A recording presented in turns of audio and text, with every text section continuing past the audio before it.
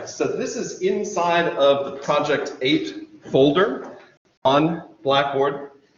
And everything that you need really is in here as usual, including the pictures that we took last week on Monday and Wednesday. So most of you, I think, have photos that you're pretty happy with that you can work on. That's perfectly fine. But if you want to take a look through here, just to see the shots that the other group took, remember it was really, really cold when we were out there on Monday, and also really windy. When we went on Wednesday of that same week, it was much warmer and there was almost no wind at all. So there were a couple of photos from almost the same point of view that were really kind of bizarre in how much more still the water was. Remember when we were up by the bridge, we were talking about all that water rippling around. Same basic point of view. 2 days later, it's like completely clear. So I encourage you, if you're interested in somebody else's photo source, you certainly are welcome to do that. I'll go ahead and print them back out again if you want to change from your own, or if you don't have one and you want to pick one that's already in play. Those are all available under Project 8 Fall 2020 source photos. The examples of former student work, I think, is interesting for us to take a look at too, because you'll see, as always, a range of skill, a range of style and approach. And remember, with the second half of the semester, my main concern is not making everyone draw the same way stylistically. I've never been about that. What I want is for y'all to develop your own voice. So lean on the things that you're good at. You know by now, after 7 projects, where your strengths are. If you are more of a detail-oriented person, maybe you're more of an expressive artist, like this example.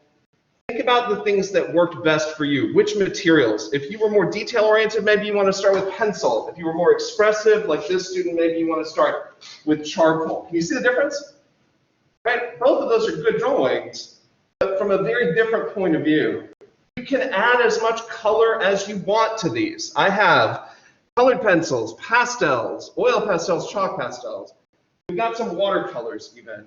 You can go as crazy as you want to adding in color. You could put color in just a limited area.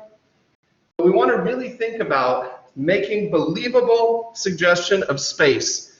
So we talked about this out at the lake. Do you see the anchoring device I've got going on there on the left? There's that tree that kind of gives us something that crosses from the foreground over the midground, over the background, gives us a framing device, and allows us to see 3 layers of depth. Look how vague and light in value and in detail the stuff is on the opposite shore. It looks pretty convincing. It really does sort of look like the other side of the river from here. This is down behind the boat building program over by the river. But you can really see that there's a believable sense of changes in space because of some very simple rules. Stuff that's far away from you is going to be obviously smaller, but it's also lighter in value, less intense in color, and less detailed. Things closer to you are going to be darker, brighter, more intense in color, and more detailed. You can even see that here in the ripples in the water. They are larger, closer to us. We talked about how to handle water, because a lot of you have water in your source images. Remember that, yes, sometimes the wave action appears to create kind of a diagonal across the lake or across the surface of water. But if you draw it as a diagonal, it often makes it look as though the water is going uphill, right? So think about making the waves, the changes in the water, the way they actually appear to your eye. They are small, slightly curved horizontal marks that kind of line up in a diagonal manner. They still are affected by gravity. They still are closer to horizontal. Take a look closer and you can really see that there. The trick of water is the same as the quote-unquote trick of anything. It's light and shadow. That's it, man. If you can go in and deal with highlight and shadow in a convincing way, you'll be able to create this illusion of space. Look at the water there. The grass in this one is really excellent. What does it look like is going on to make the grass, do you think? Blending and also erasing, right? 2 things we worked on in the charcoal projects. If you put in a base level of a light gray and use your eraser to pull out some highlights, it's instantly going to make it look like a believable texture. If you go in and add shadow in between some of those highlights, you'll produce believable graphs.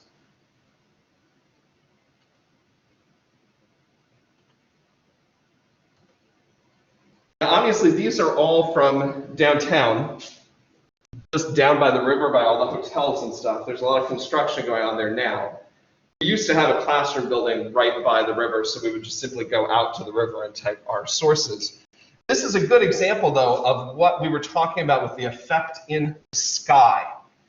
What do you notice is happening here in the value in the sky? Absolutely dead on, right? And we talked about that a little bit at the lake. We kind of goofily stood there and held our hands up and looked above and looked below, and the sky was a darker blue above. And when we printed them out, it was even more obvious. We had some pretty intense, bright sunlight both days, so you could really see that happening. So I would absolutely recommend doing the background first. Put the sky in, then put the opposite side of the lake or the opposite side of the river. Work from the back to the front. Work from your lightest values towards your darkest values. Do the detail always last. But if you really look at this drawing, there's a massive amount of intricate, beautiful, believable detail in the bark on those crepe myrtles that are close to us. But that was put in after the background and the midground. Work from back to front and you'll get a more believable image. These are a little closer to the images that we took. Most of these now are going to be from Greenfield Lake. But another thing that jumps out at me about the trees, and we certainly saw it more with the cypresses because they are just more distinctive in this way, but with trees, remember that everything about the tree is bigger closer to the trunk and closer to the base. So if you look at those trees, obviously these are dramatically tapered as they go up, but the same thing happens to every species of tree as things branch off from it. If you look at where a branch comes off of the main trunk, it's going to be thicker and wider where it joins the trunk, and it's going to taper and get smaller as it goes. And every subdivision of that branch will do the same thing. Every stick down to every twig. Every time the tree branches off, it's going to go from thicker to thinner as it goes. So a lot of the techniques that you're seeing here rely a lot on that subtractive method that we were using, subtractive and additive combined. You can see here in the background, this one's a really good example of a pretty believable illusion of what the opposite side of the lake looked like to us in person. But you can tell from what they've done there that they haven't gone in and drawn each tree as sort of a separate object moving from one to the next to the next. The way that was done, and it's very convincing, was to simply put a middle tone gray and then use some erasing and some adding to start building up layers and textures to create a convincing illusion of all those trees on the opposite shore. One of the most important things to remember, especially for things that far away, even though we know there are literally thousands of leaves per tree, ain't no way we see them each as separate things. Any more than you see each hair on someone's head as a separate line. We see large areas of lighter and darker. And that is absolutely true with the leaves on a tree as well. Save your details for the close-up part. Notice in this example, you can see that the leaves have been rendered kind of like big, puffy cotton balls in a way, right? Can y'all see that there's a light side and a dark side happening on those sections? You already know how to do this. So don't get scared about the leaves, or about how much detail is there. Start with the simple things first. Find the basic geometry. Think about it as three-dimensional. Use your contour cross contour thinking and start thinking about light and shadow. I'll give you the answer every time. Construction started happening, we started getting interrupted at the river. You can make a really beautiful landscape by following these basic ideas. You could put in color in just a few key places for an emotional impact. You could leave it out entirely. There's another good anchoring with a tree on the left-hand side. more detail in this one than in that one, right? So stylistically, you are still yourselves. You're still doing your approach. This is a gorgeous example of how to handle the sky and that opposite shore. And you have the skill to do this. It looks probably a little harder to do. When it's finished, it looks really great. But you know how to do that, right? Feel great, grab an eraser, throw some lines in, boom, you're going to start having real, believable texture and sense of depth. That was maybe a little bit exaggerated, but you get the same idea about that growth pattern. This one is markers, if you can believe it.